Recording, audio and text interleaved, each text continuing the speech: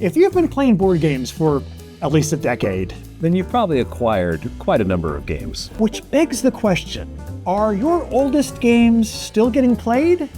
Or have they been lost in the shuffle? So this episode is about games we haven't played in a decade. And sitting here before we turned the cameras on, I was trying to think of a way to introduce this episode. And in doing so, I realized that 2015 is now a decade ago at this point. Thank you for the painful reminder. Yeah. Shall we just wipe away a tear and move on to our first contributor? Let's just let the sands of time be and do what we're going to do. All right. Let's grab our magic spinner here from our 1978 Kenner Star Wars game. Hey, at least it's older than 2015. Good point. Good point. So let's give this a spin to determine between Grant, Matthew, and Paula which one of our three contributors we're going to visit with first. Okay. Matthew. Matthew, take us away. I haven't been in the board game hobby for 10 years. Well, maybe just about 10 years, maybe a little bit longer, a little bit shorter. It's been around 10 years. So I haven't actually owned any of my games for 10 years, long enough to abuse them for that long. But I do remember those games I first got in that first rush of buying board games where I thought, my goodness, does anybody know that these are fun? Who's heard of board games? Tell me. Stand up and tell me. I remember that flurry of games that I got initially. And while many of them have left my collection because I played them and don't need to own them anymore, there are some that I got, played once, really enjoyed, and then just never got the chance to play it again. Power Grid. I'm never getting rid of my copy of Power Grid. I've bought expansions to Power Grid in the last 10 years. Haven't played it. Haven't played the expansions.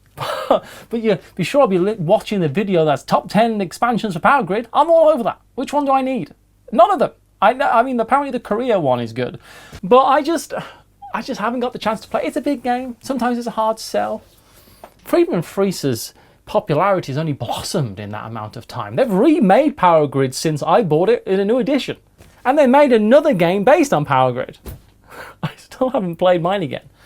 I remember enjoying it so much, and a part of me almost doesn't want to play it, I'm telling myself, because maybe the magic of that first time I played it will be lost. Maybe it's better on my shelf over there. Someone play Power Grid with me. What I need is Power Grid to be online somewhere to play. That would save me so much time. When a game, that would be so good. Here's what I'm saying to you. If you see me out in the wild, which would be odd, I don't go out very often.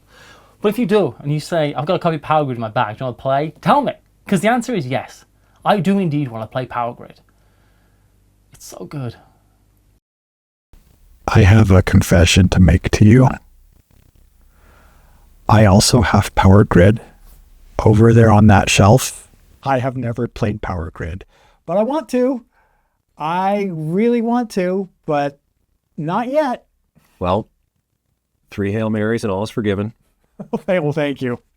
Now, this is ironic to me because I've played Power Grid many times, and I don't own it. That's almost the parallel universe of the bizarro world of this whole premise, is that you've played the game a lot, but don't even have it. What's your decade-old game that's still on the shelf? Pandemic was one of the first ones I picked up. I was so intrigued by a cooperative board game.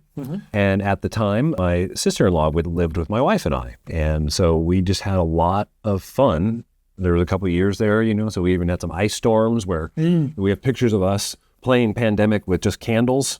We're all wearing hats because it's freezing inside because we've lost power, and so it's not a game I play anymore. I appreciate all the variations they've made on it with the theme and using the mechanisms. I actually appreciate some of those more than the original base version of Pandemic, but I will not get rid of it simply for the nostalgia.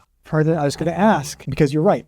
There have been a metric ton of versions of Pandemic that have come out. So with all the variations, do you not play it anymore because you got burnt out on it or overplayed it? Or have new versions made it obsolete? Or have you just kind of moved on? What's keeping you from playing it? Part of it is it just kind of moved on. Part of it is that, I don't know, we had a pandemic. Okay, that's totally fair. Yeah. So as I'm hoping we don't have a big 4-year-long blood rage, because that would ruin that game for me. But it holds a very special place in my heart for where it was in that time. So it will just never leave my shelf for that reason. And I think that's kind of what this list is all about. So, and our list continues with our next, almost said contributor, who's going to be either Paula or Grant, Dun, dun, dun. depending on which way the wars star. The War of the Stars says Paula. Paula, which game is on your shelf that you haven't played for a decade? For me, it's Shadows over Camelot. This is one of the first games I added to my collection. It's been years since I've played it. I mean, probably at least 8 years since I've played Shadows over Camelot.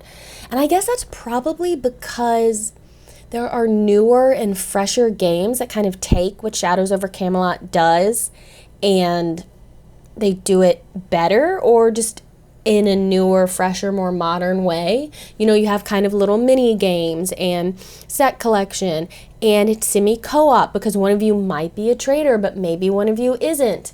And all of that, I think, is done in newer games now that I would choose over Shadows over Camelot, or that other people would suggest over Shadows over Camelot. And so I'm going to play that.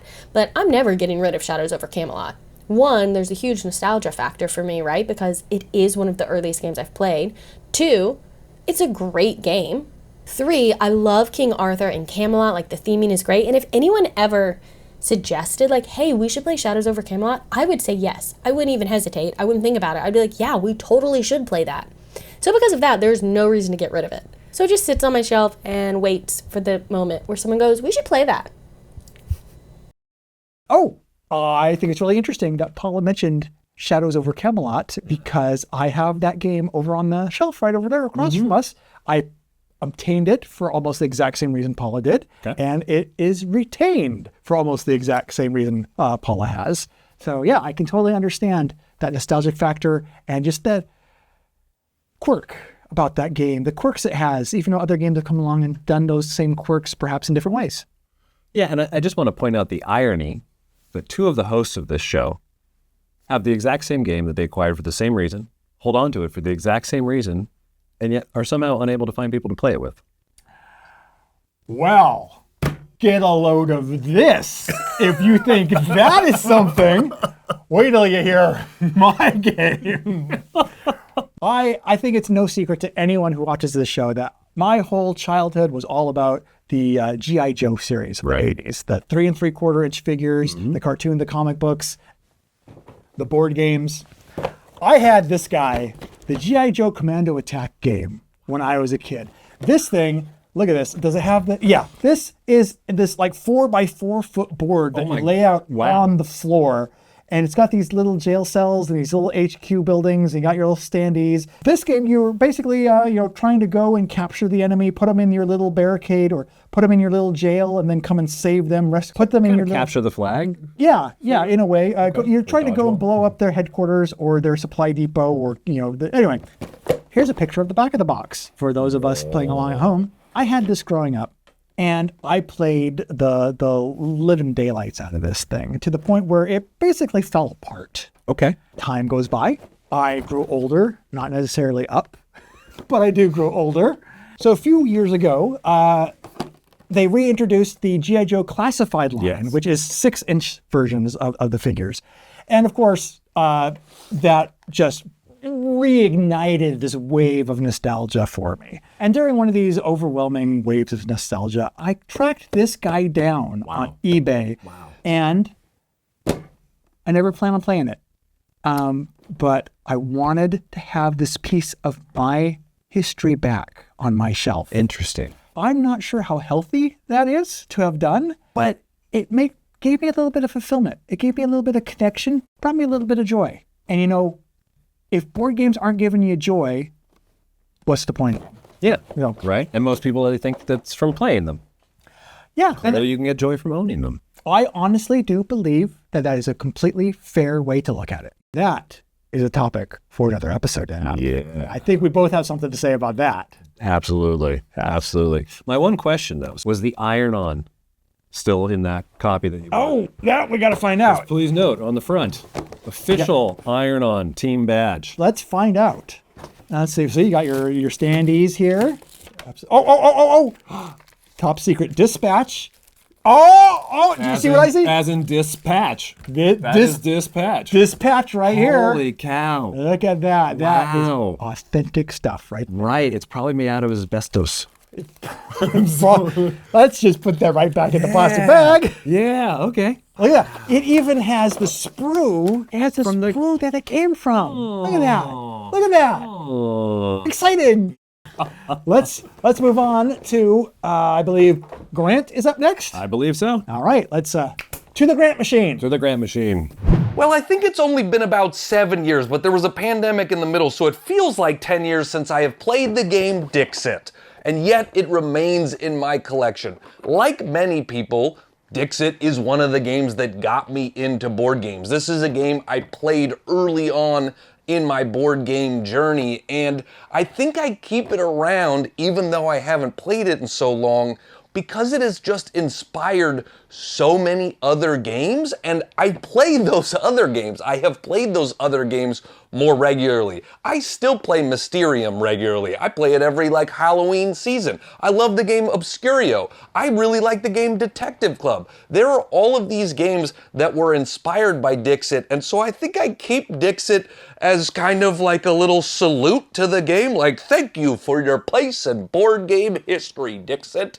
If you don't know what I'm talking about, Dixit comes with a lot of these abstract, kind of esoterically beautiful artwork cards. It was the first game to have these beautiful abstract artwork cards on it, and part of the game is interpreting those cards, giving clues with those cards. And all of those other games that I mentioned do that same thing. They use beautiful abstract artwork cards as ways to give information and ways to give clues, and Dixit was the first to do it. So, I got a lot of respect for the game, and I don't really want to play it that much anymore. I want to play all those other games more, but, I appreciate all that you did for me, Dixit. I can appreciate what Grant said there about one of the reasons why he keeps Dixit is because it's kind of a salute to everything that Dixit has done for the hobby. Mm-hmm. Mm-hmm. I have games on my shelf for that same reason too. Carcassonne is one of them. I have Carcassonne right over there because it's kind of like, oh, Carcassonne, you earned a rest on the shelf, Carcassonne. Let me entomb you in this shelf. It's like Carcassonne, the resting on your laurels expansion. Yeah, rest your weary tiles. It's almost like a lineage chart. Magic the Gathering, right? Dominion. So when certain mechanisms come out, these become the staple. And then people tend to develop or advance on them, right? But sometimes the grandfather is lost in time. And I appreciate you brought that up too. That brings us to the point of the show where it's customary to ask you, the viewer, the same question. What game is it that you've had on your shelf for 10 years that even though you haven't played it in a decade, it's not going away anytime soon? If you got one of those, let us know what yours is down in the comments. I would not only be really intrigued to find out what they are, but perhaps maybe it's something that we could revisit in a future episode to see how the viewers' lists compares to our own. Oh, interesting. Yeah, and let us know why you've kept that game. Thank you for mentioning that. That was up here, but I forgot to put that out here. Speaking is when people hear your thoughts. Oh, Wait, learn. glad you're not hearing my thoughts right now. Thanks for watching, and we'll talk to you again soon.